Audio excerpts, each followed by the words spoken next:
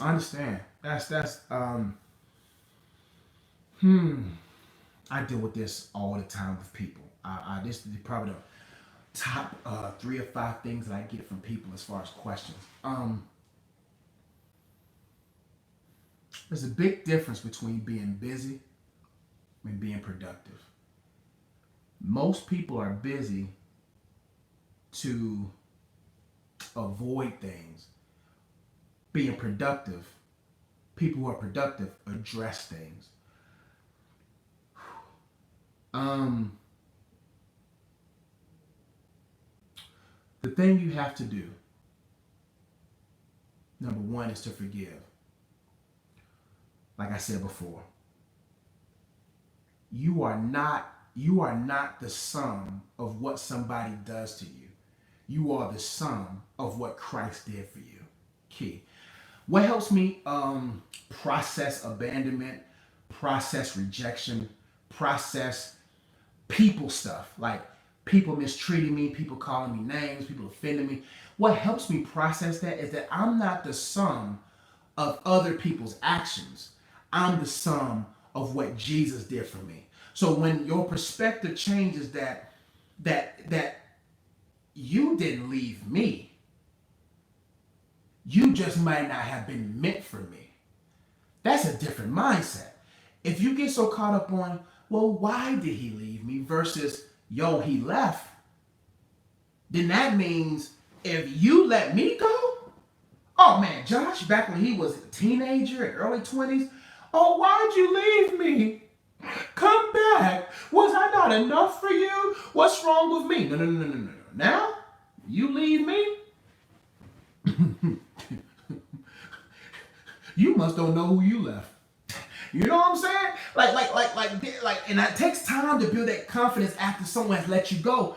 But you gotta look at it through the lens of, yo, what Christ did for me is more valuable than what someone has done to me. And sometimes what other people do to us causes us to decrease our value. Gold in mud is still as valuable as gold, that piece of gold polished. Do you understand that? Gold in mud is the same value as that gold polished. Just because you in a murky situation, a muddy situation, does not change your value. All you gotta do is go to God, allow God to polish off the dirt, polish off the low self-esteem, polish off the insecurity, and you will be like, no, I increased in value. No, no, no. You're just the same value. You just went through a dirty experience. So when your perspective changed, like, oh, you left me, that doesn't mean you get into arrogance. That doesn't mean you get into pride. Hear me. That doesn't mean you get arrogant and proud, like you gonna wish you came back to me. I used to be that way. Oh, you go from one extreme of being low self-esteem, being insecure, to the other extreme of being like prideful or egotistical that you gonna wish you won't be back and all this. You just gotta say, you know what? You just wasn't meant for me.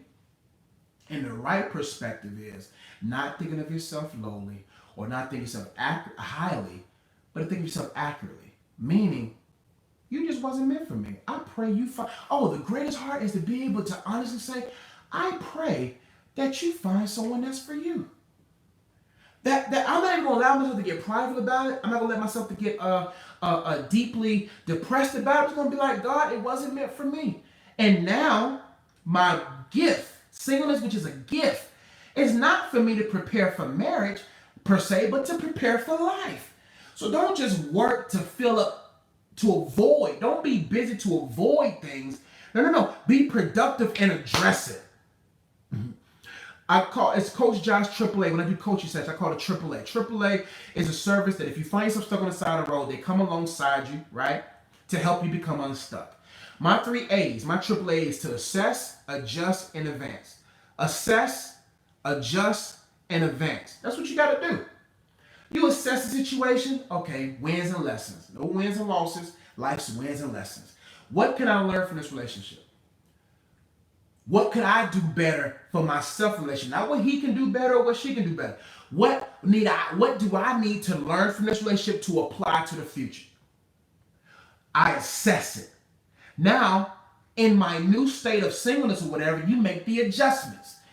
And then you advance. But man, never avoid what you need to address. Address why you're upset. Cry. Get it out your system. The best way to get bitterness, anger, unforgiveness out of your heart is to go for God and just be honest. God, I'm upset. I am angry. I wish he burned in hell. Just be honest. God can handle all that. When something is hot off the press, don't give it to somebody else, because other people don't know how to handle it.